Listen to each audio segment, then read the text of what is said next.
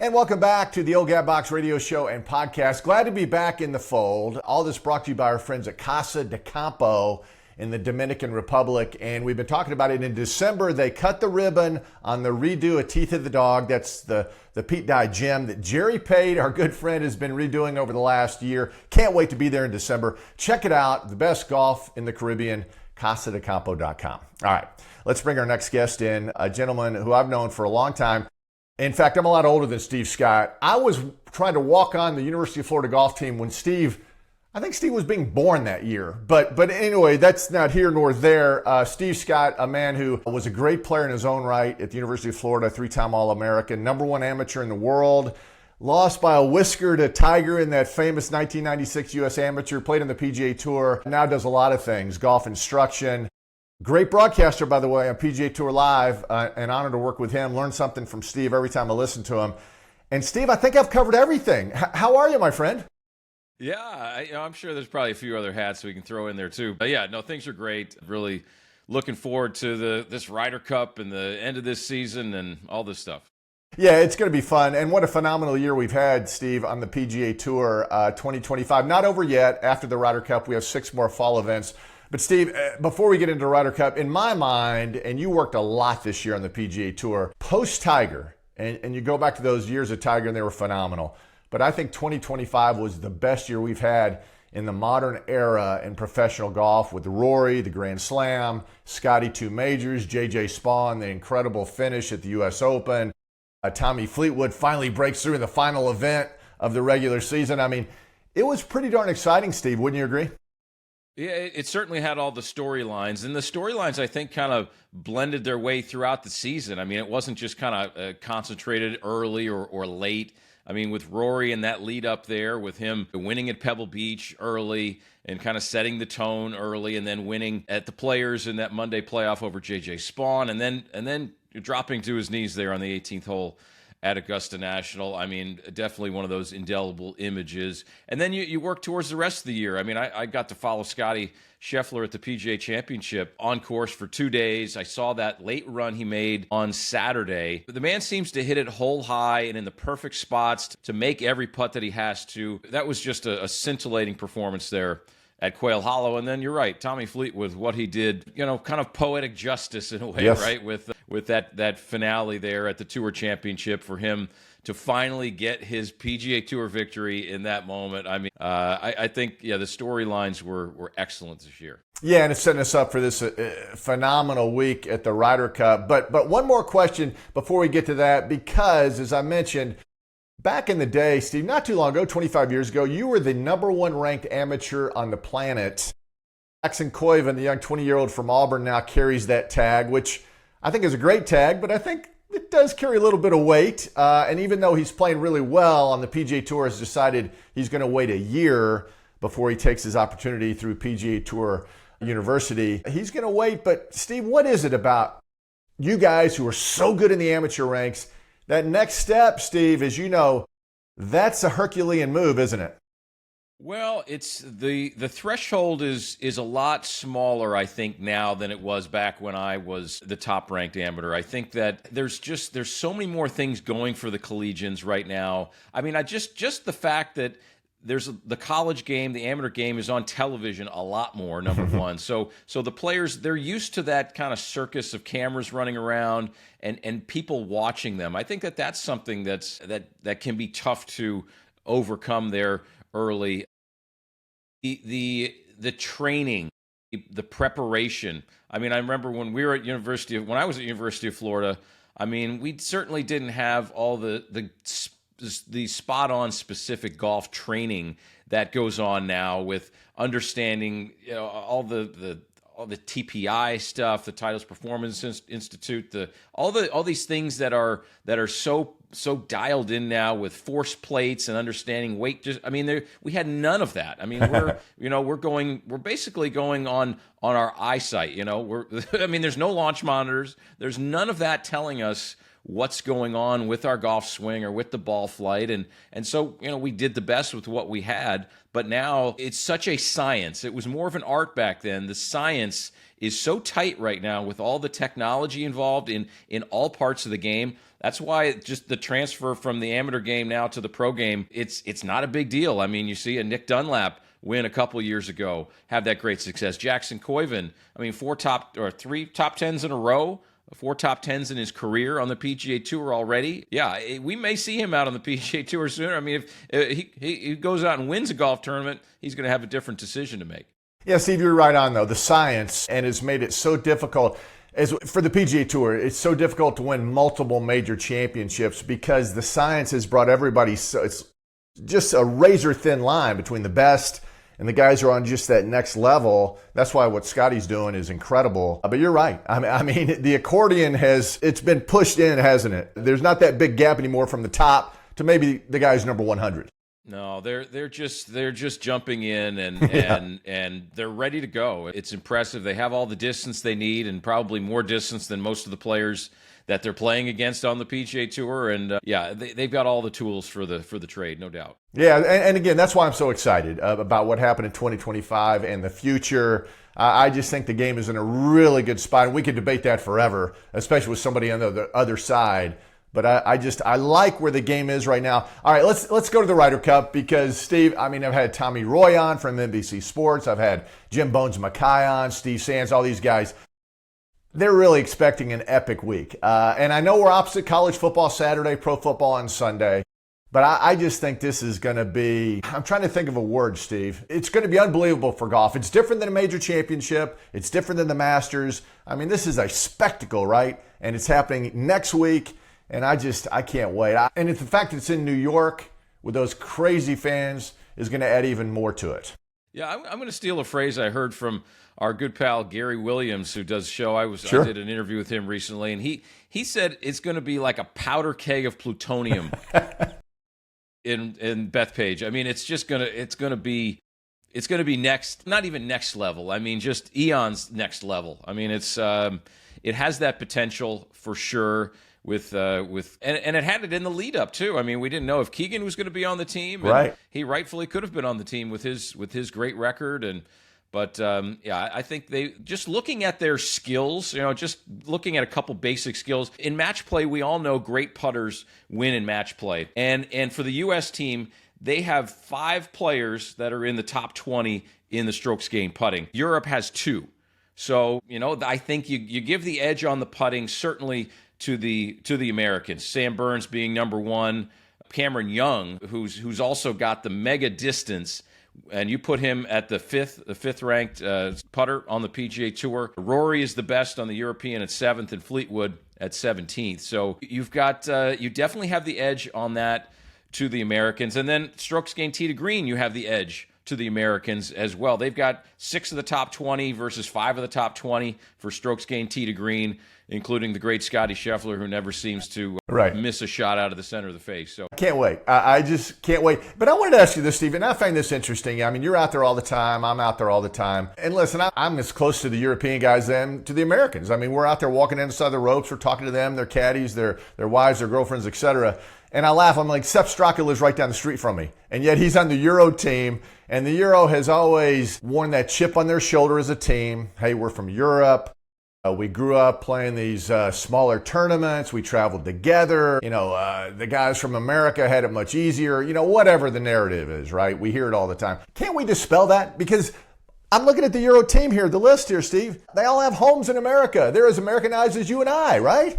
Yeah, there's no doubt. They like their Chipotle just like everybody else exactly. does, right? But yeah, I think it's certainly that narrative's not like it was. They're going to be ready to go. They're going to be hungry. They're going to want to win, just like Rory McIlroy said a few years back. They want to win on American soil. So maybe the hardest thing to do in the game of golf is to win a Ryder Cup on foreign soil. So, but I think they've endeared themselves to the American public. So I think the American critics maybe won't be quite as harsh on them, and I think they'll be very friendly with them, especially if they start to play well. So it's going to be very interesting to see how that dynamic plays out too. But the New York crowd, though, the New York fans, I used to be a golf pro in the Met section up there, and They are tough. Every radio station you turn on, everything. I mean, we remember what happened at the U.S. Open way back with Sergio Garcia and him regripping the club about 15 times before he pulled the trigger. I mean, they were ruthless on him. So it could turn that way too. Tell me this, Steve, because I mean, obviously you're a professional golfer. You've been through it all at the highest level. When these fans in New York, and you know they will turn on the Euros, whether things are going well for the USA or maybe they feel like, hey, we need to really get on them because we need to get our guys back in the hunt. I mean, do you see the New York fans getting underneath the skin of a Robert McIntyre? I'm just looking at the list here. Some of these guys who are emotional on the golf course, even John Rahm, the great John Rahm. I mean, he can wear his emotions on his sleeve. Do you think that is that going to play a factor? I mean, it's a pretty serious home course advantage, right, from a fan perspective? Yeah, I think it is for sure. Look, the New York fans are just as apt to turn on the American team if they don't perform. So I mean, the Americans got some extra pressure on them in that respect. I think that. But yeah, look, I mean, if you look at the odds makers, you definitely give the nudge to the home team. You definitely give, I mean, the crowd support is going to be behind. It's definitely hard to play on an away match like that. I was fortunate enough to play a couple Walker Cup teams, one in the U.S. and one overseas. And look, the Walker Cup and the Ryder Cup they're different entities, but you feel the same pressure when you're overseas and you make a birdie. The crowd's not going to clap that much when you're the away team. They're just not. It's just the facts, and it's what you have to do. You have to embrace that. And you got to think like with what Patrick Reed did a couple of years ago, shushing the crowd and all that stuff. I mean, that's kind of what you want to do as the away team. You want to make sure that crowd stays as quiet as possible. Hey, tell me this because, and for our audience, I mean, we obviously have some serious golfers, but as we delve into the weeds here, you start on Friday with the alternate shot format, the foursomes, and, you have to decide on what golf ball you're going to hit, Steve, right? I don't know if Bryson's going to play in the first matches or not. I would assume he would, but he plays that new golf ball, which is a low trajectory because he hits it so high. I mean, you almost have to put him with Cam Young, right? He's the only other guy who hits that same golf ball. I mean, is it that technical, Steve, where they're really trying to decide for who's going to play with DeChambeau? Yeah, I mean, I think for sure. I think, and maybe you sit Bryson for an alternate shot session because of something like that, because of a conflict of that. I mean, we know Cameron Young, when he won the Wyndham Championship this year, he switched golf balls that week to a new model of Titleist there. So it is important to make sure you got the kind of right characteristics and the golf ball flies the way you want and the way you expect. I mean, it's a crucial part of the equipment there. And I'm just kind of thinking about all these other players, and I don't know off the top of my head what other, what golf balls everybody plays, but I know Ben Griffin plays a ball that nobody plays. Yeah, the Max Flyer, yeah. And so I think that they may, who knows, maybe they sit out a little extra in that foursomes, that alternate shot format than some of the other guys, maybe. I don't know. Tell me this, Scottie Scheffler, obviously the dominant number one player, and you've been lucky enough, as you described, walk inside the ropes with a guy, and it's so much fun to watch a guy play at that level because, it's so unique to be that good against the best in the world. But can he basically play with anybody, Steve? And you expect him to play all five matches, right? All five rounds. Well, you would think, unless something unforeseen happens. But yes, you would think that he would play all five sessions for sure.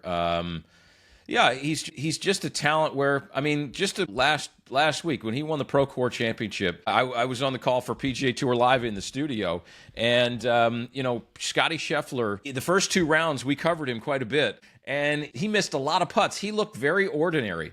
And then all of a sudden, when he just kind of, he's like a great racehorse. He just knows to kind of hang around, and he's got a kind of slow starter. He feels his way in, and then once Saturday comes, it's boom, right? Try to get towards the top, and then Sunday he just closes the deal so well. So yeah, Scottie is he's just one of those once in a generational type players that we are so fortunate to have the chance to witness right now. I mean, Tiger was that, and you think of Tiger of 2000, you think of the 1980s as Faldo or Ballesteros, the 60s were Palmer and Nicklaus. So like every 20 years or so, you see a player come along like a Scottie Scheffler, and it's magic to watch what he does. Yeah, I mean, that's why I've called him Secretariat. Remember the great racehorse, because he always started slow, Steve, and man, did he put the hammer down and just beat everybody back, especially when we won that Triple Crown. All right, tell me this. Is it possible, and I don't think it's going to happen, because I know that the captains come up, they front load maybe if they're behind on Sunday, like the Euros did at Medina when they had that great come from behind win. The American, maybe Davis Love the 30 says, maybe I should have front loaded, but I saved my best guys for last. Didn't work out. Is there a chance, Steve, that we have Rory against Scotty in the singles on Sunday? Or do you think that's a long shot?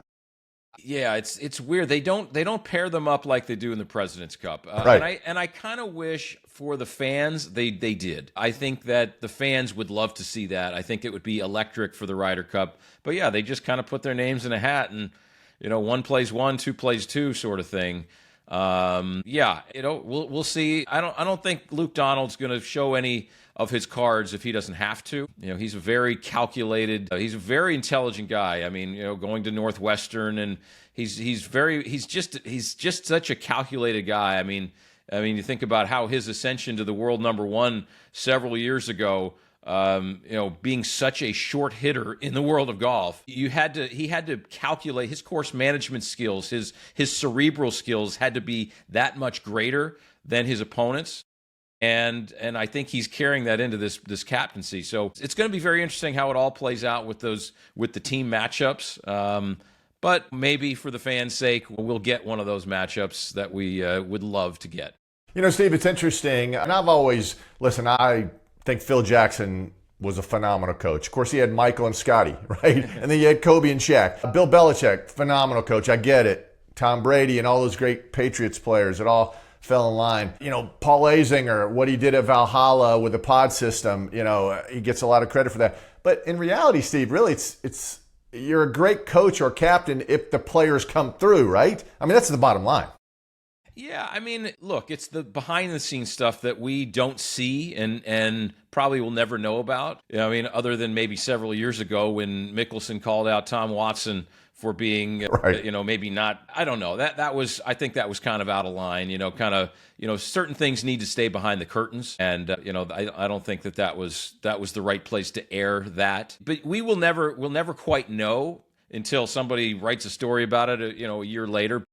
I think Keegan Bradley, just speaking of him as a captain alone, I think he bleeds red, white, and blue as much or more than anybody in this country.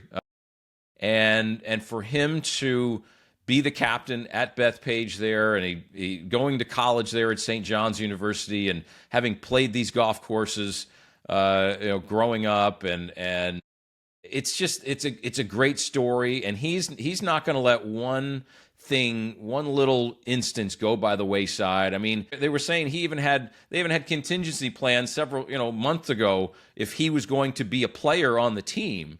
They were having all these contingency plans of like, okay, if he does this, then we're going to do this, and that's why we're seeing 5 vice captains and all of this stuff. So I don't think he's going to leave one stone unturned. He's going to be as passionate as can be. The fans are going to rally behind him. I think the U.S. is definitely going to have a nudge up in that realm as well, because there's just going to be a lot of electricity just for Keegan Bradley himself. Yeah, I mean, you mentioned Jim Furyk, Kevin Kisner, and I guess Kiz will be involved with the NBC telecast in some capacity. Webb Simpson, Brandt Snedeker, Gary Woodland, the vice captains. That's pretty good little assistant coaching staff, I would say. Yeah, those guys are, look, it's kind of the old to the new, right? Right. With Furyk has been around for a while in this, and maybe they're tapping a couple people who they want to be captains in the future in there too. A Webb Simpson, a major champion, a Brandt Snedeker. I mean, these guys who they're all been part of many teams, and they know how this whole thing functions. I just, and again, a couple more questions because I know you got to go, but this all-star celebrity match, I mean, this is going to be such an extravaganza. I mean, you got Eli Manning, Miranda Lambert, John McEnroe, Michael Strahan, I mean, Bobby Flay, and then on the Europe side, Catherine Zeta-Jones, Tony Kukoc, I mean, and some singers, and I mean, this is unbelievable, Steve. I mean, we've never had a Ryder Cup quite like this. Yeah, that's I'm not 100% bought into the celebrity golf. I certainly wouldn't stand 10 yards ahead and to the right or to the left of any of them, because that ball could go sideways. We've seen it at the Phoenix Open. I mean, People get clocked if they're not in the right spot. So if I'm watching, I'm standing behind the players so they're hitting, and that might not even be safe. But do I need to see Bobby Flay hit a golf ball? I'd love to eat his food. Wouldn't mind watching Catherine Zeta-Jones's movies, but do I need to see her hit a shot? I don't know. I don't know. Oh, well said. Well, all right. Who you got? Who's going to win this one, Steve? I'm pumped. You're pumped. Everybody's pumped. Who hoists the Ryder Cup and celebrates a week from Sunday? I think the U.S. is going to take this one, not just because the odds makers say so. I just think that it's going to be too much of an uphill climb as far as the home crowd goes. And like I said, I think we have the better putters on the team. I think we have the better ball strikers on paper. The game is played on grass, but I think that the golf course is going to be, I think the whole setup is going to favor the Americans. Now, it's going to be very tight, because the other team, they've got some very strong ball strikers that are going to be able to navigate this behemoth of a golf course with Bethpage Black. But I think we have the nudge. We have the edge for sure. But it's going to be close. It's going to be within 3 points, I think. Yeah, it'll be fun. And I was surprised to see following the BMW Wentworth, a whole bunch of those guys, Rory, Tyrrell Hatton, they all came over. They've been over in New York for a long time now. They're playing Bethpage virtually every day. Yeah, exactly. They try to enjoy their time a little bit. I mean, New York is one of the best cities in the world, and you can do tons of stuff. And I'm sure the wives are there, and they're all having a grand old time. And as they get closer, to the competition day, they'll kind of ease off of the practice a little bit. It won't be 9 holes here, a little bit there, but yeah, they're getting all their work done. It's all about the preparation. If you're preparing better than the other team, you might get it done, but I still give the edge to the U.S. team. All right, and the weather's going to be great, it looks like. So, hey, for our listeners, it's stevescottpga.com. I invite you to his webpage, and it's a great webpage, by the way. You go to all the categories, and Steve's doing a lot of stuff. Or you go to Instagram, sscottpga. Steve's doing it up, man. Steve, I really appreciate it, and I sincerely do enjoy listening to you because you bring in a lot of knowledge, a lot of numbers. I'm not a numbers guy, but when you bring them to the table, I'm like, you know what? I think Steve might have done a little research and knows what's going on. So I do appreciate that, my friend. I do. Yeah, I appreciate having me on. We just need our Florida Gator football team to get back in the right zone. It's that's the only thing that's disappointing me right now. All right, on this, I'll let you go. John Gruden, Gators' next head coach. That's what I hear, Steve. Well, as of right now, I'd take you and I to assistant coach the team. No, it's just them. Something's not working there in Gainesville, and they need a recharge. They need a reset there. Yeah, I mean, when I was in school, Charlie Pell turned everything around, Steve. I'm an old guy. And then, of course, Steve Spurrier, I was like, oh, my goodness. I never thought the Gators were going to be this great. Urban Meyer, oh, my goodness. And now, of course, we are where we are. Yep. It happens. Hey, Steve-O, thanks, my friend. Safe travels, because I know you're going overseas with your group there, the Silver Club Golf. So have fun, and we will see you very soon at PGA Tour Live. Yeah, thanks so much, Doug. Thanks, buddy.